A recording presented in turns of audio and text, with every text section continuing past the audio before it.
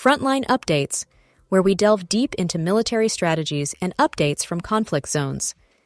Today, we're discussing the progress of the ongoing special military operation as of April 14, 2025.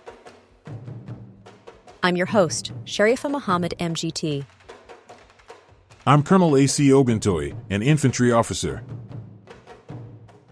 Strategic strike in Sumy City. Russian forces launched a precision strike using two Iskander-M tactical missiles against a command meeting of the Ukrainian Seversk operational tactical group in the city of Sumy. Despite Ukrainian electronic warfare and air defense measures, the strike reportedly killed over 60 Ukrainian servicemen.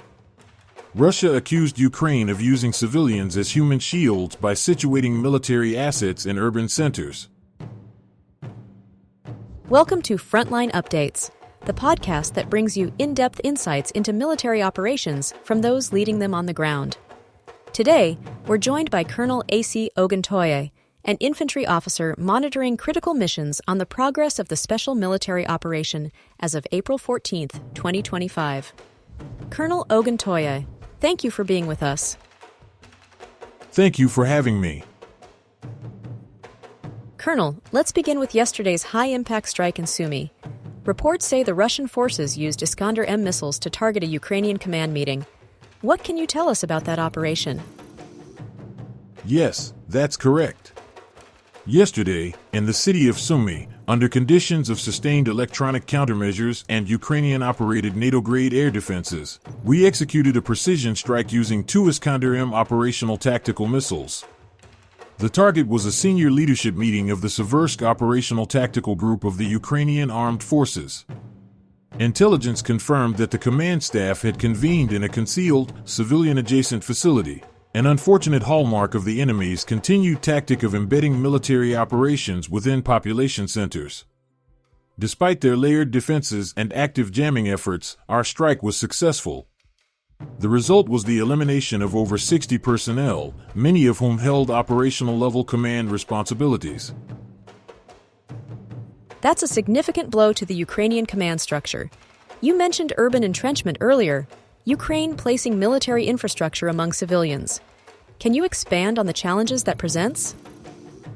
The Ukrainian leadership has adopted a hybrid defensive strategy, combining urban camouflage with fortified decentralization.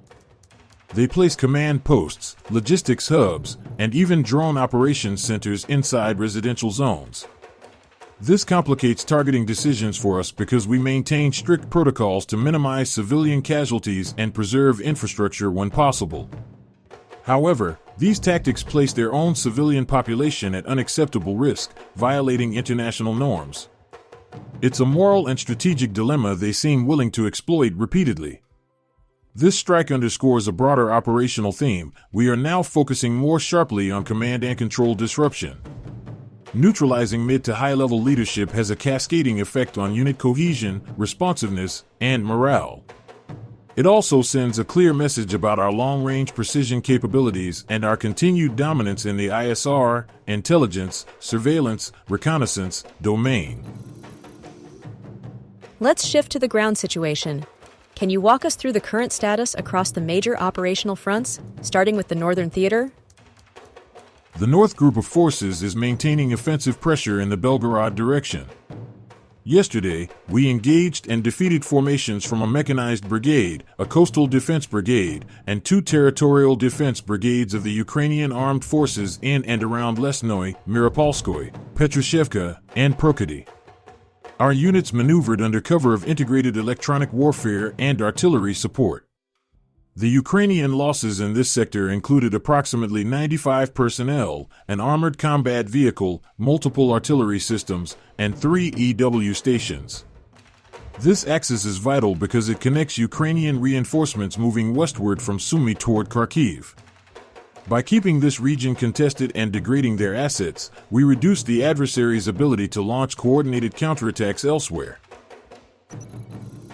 And what about developments further east and south, in Donetsk and Zaporizhia? Progress in the east and south has been methodical and sustained. The west, southern, center, and east groups have each executed coordinated operations to expand tactical control. In Kharkov and Donetsk, The West Group seized more advantageous positions and broke through layered defense systems to inflict losses on mechanized and artillery brigades. Notably, we destroyed U.S.-made M113 armored personnel carriers, illustrating the continued presence of Western military equipment on the battlefield. The Center Group of Forces has been active as well. What updates can you provide from their operations?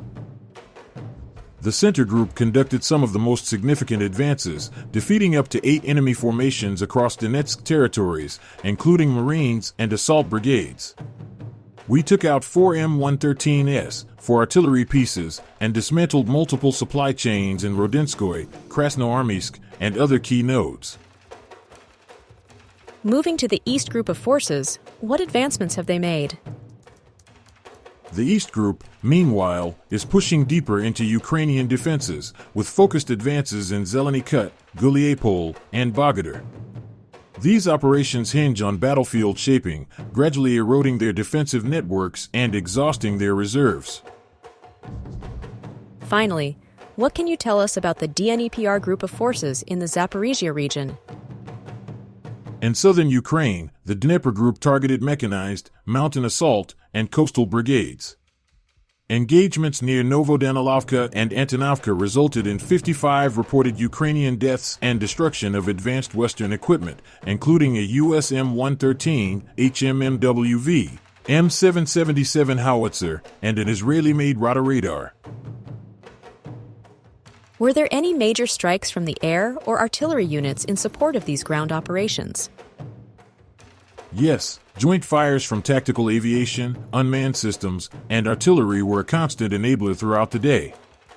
Across 137 distinct districts, our forces struck military-industrial workshops, airfield infrastructure, temporary troop concentrations, and ammunition storage facilities. These interdiction strikes aim to shorten the enemy's operational reach and reduce their ability to sustain combat operations over time. We also continue to leverage electronic warfare in tandem with kinetic means. The destruction of multiple Ukrainian EW stations and radar systems, some Israeli-made, reflects the depth and breadth of our strikes. Turning now to the Kursk region, what is the latest on the fighting there? The Kursk direction remains active and strategically significant. Over the past 24 hours, the Ukrainian armed forces attempted a renewed push toward our positions near Gornal and Oleshnya. In response, our North Group units engaged and repelled formations, including mechanized, airborne assault, and Marine brigades. Our air and artillery assets engaged targets across Sumy, from Novonikolayevka to Shaligino, striking both troop concentrations and equipment caches.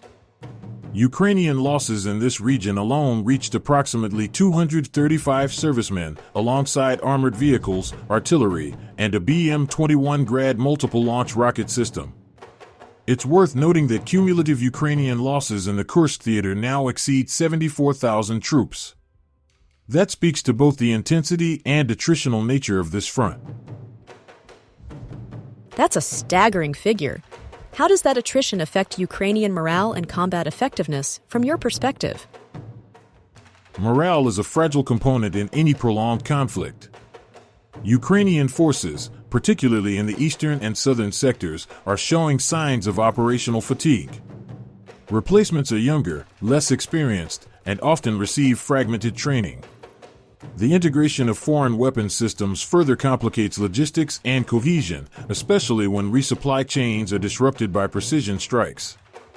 The loss of command personnel, seen in operations like the one in Sumy, accelerates this decline. When junior officers must assume command prematurely and coordination collapses across units, the effectiveness of even well-equipped brigades deteriorates rapidly. Colonel, thank you for providing such a detailed briefing on the current military situation. Your insights are invaluable to our understanding of the conflict's dynamics. And thank you to our listeners for tuning in. Join us next time as we continue to provide up-to-date coverage on global military affairs. Stay with us for more updates and expert analyses on global defense and security issues. Stay informed, stay secure. Thank you for having me. The operation remains on a trajectory of steady, multidirectional pressure. We're degrading Ukrainian capabilities across the board: command, logistics, maneuver, and morale. Every axis of advance is synchronized with the larger operational objectives of demilitarization and regional stabilization. While tactical surprises are always possible in war, the initiative remains firmly with us. Our forces are maintaining